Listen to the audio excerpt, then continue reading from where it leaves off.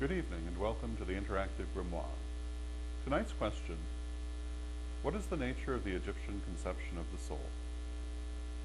In discussing Egyptian ideas about the soul, it must first be understood that while everyone agrees that the Egyptians saw the soul as having several distinct components, there is no agreement as to what those components were, or exactly how many components were involved. Some say that the Egyptian soul had 5 parts, others that it had 7 or 8 parts, and some say that the Egyptian soul had 9 parts. Moreover, because of the extreme longevity of Egyptian civilization, at least 4,000 years from the dawn of dynastic civilization to the coming of Christianity, Egyptian ideas about these differing components underwent changes over time, so that the same beliefs current at the dawn of Egyptian civilization were not necessarily current at its denouement. Therefore, the comments which follow must be viewed as being rather broad and reflective of my own opinions. Just as any other analysis of the subject is necessarily influenced by the opinion of its author, in the absence of a conclusive statement by the Egyptians themselves. It has often been said that the Egyptian view of the soul is very alien to the modern mind. In my opinion, this is because of a typically Judeo-Christian, overly literal interpretation of just how separate the Egyptians viewed the soul's different components as being. Certainly in metaphysical circles, the idea that the soul has several components is not alien at all. As pagans, we quite naturally speak of our higher self, our astral self, our younger self, our conscious self, etc. We think of these as being different aspects of our soul, of which in many cases we are not fully conscious, but we never think of them as being disconnected entities.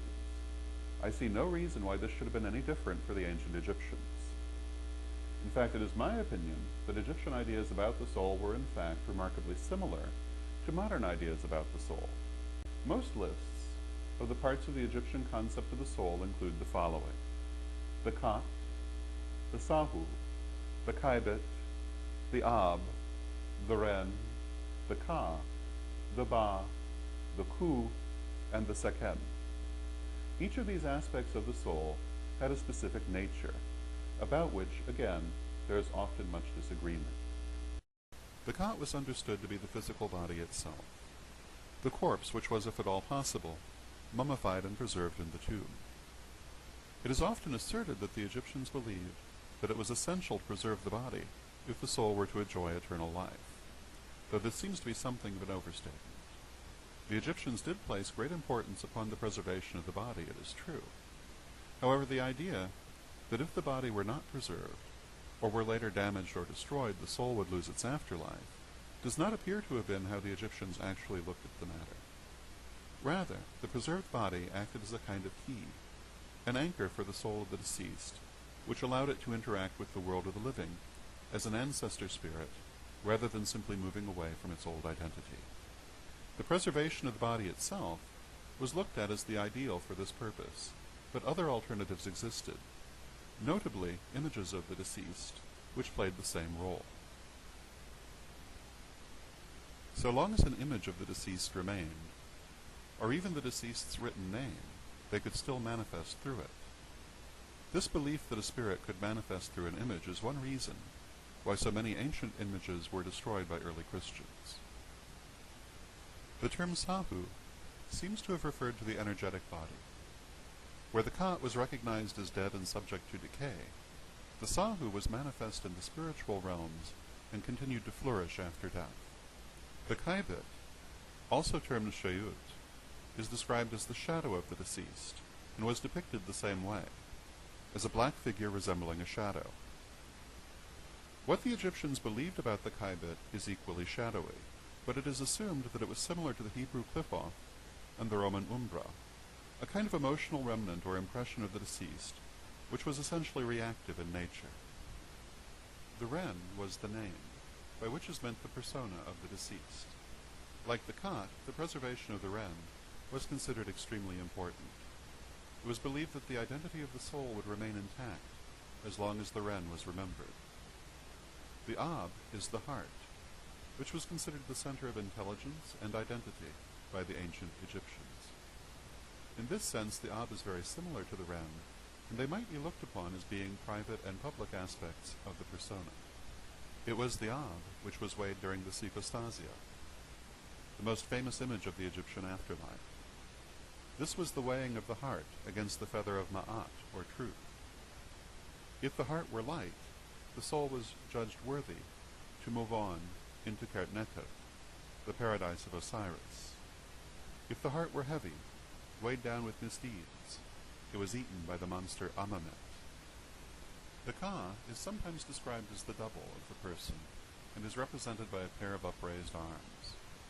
The Ka has also been described as the vital force which animated the person in life, and survived with persona intact after death.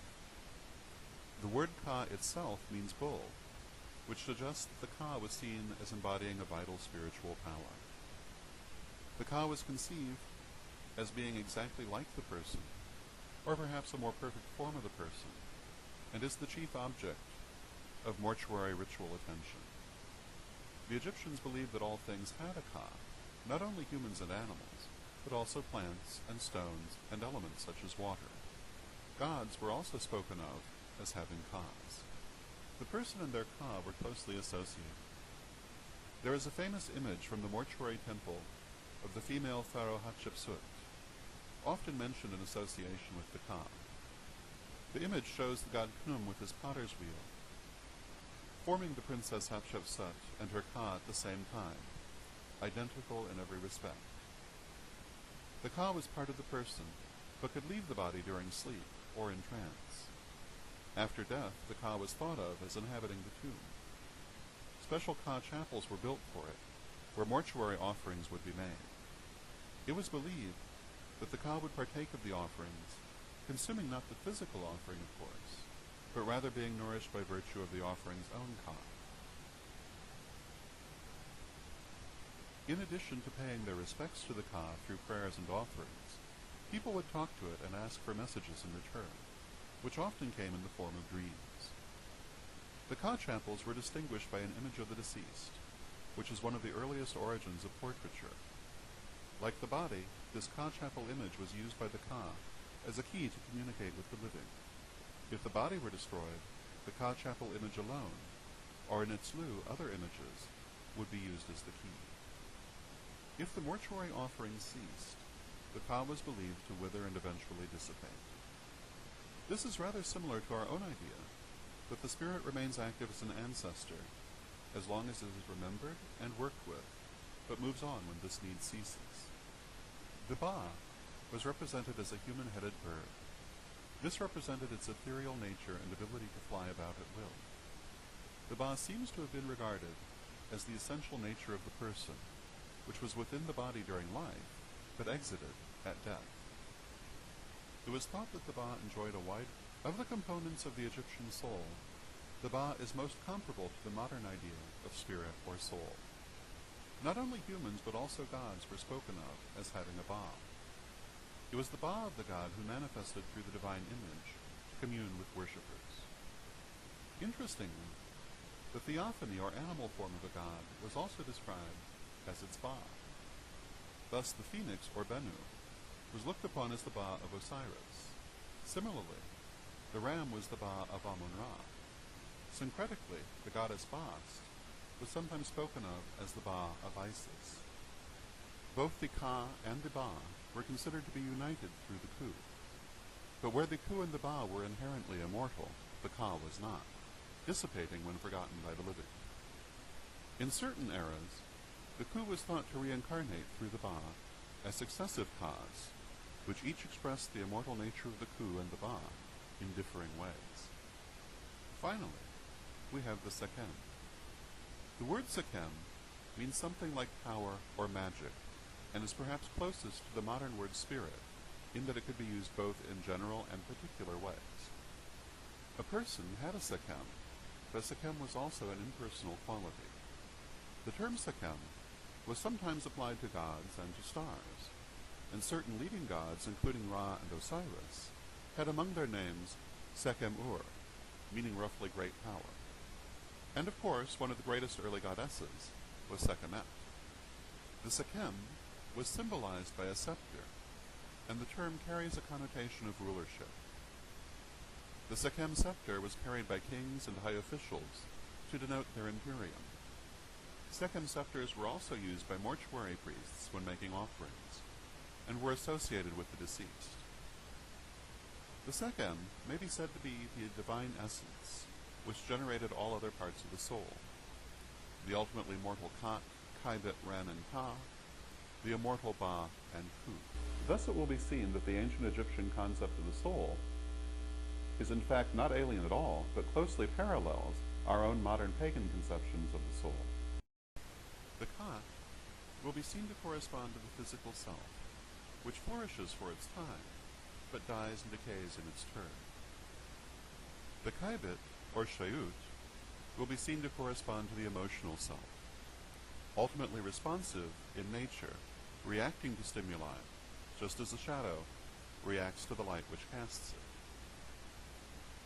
The outer Ren and inner Ab will be seen to correspond to the mental self, the seat of choice and understanding. The Ka will be seen to be the astral self, able to travel independently, but ultimately an aspect of the given life, which dissipates with time. The Ba is the soul, which is inherently immortal, even though it passes through successive lives. The Ku is the monad or oversoul, which generates the soul and through it, the individual life. And the Sekhem is the divine self, the divine spark, which animates and ultimately unites all things. Thus we see a clear correspondence between our own idea of 7 planes of existence and the Egyptians' concept of 7 aspects to the soul. This has been the Interactive Grimoire. Thank you.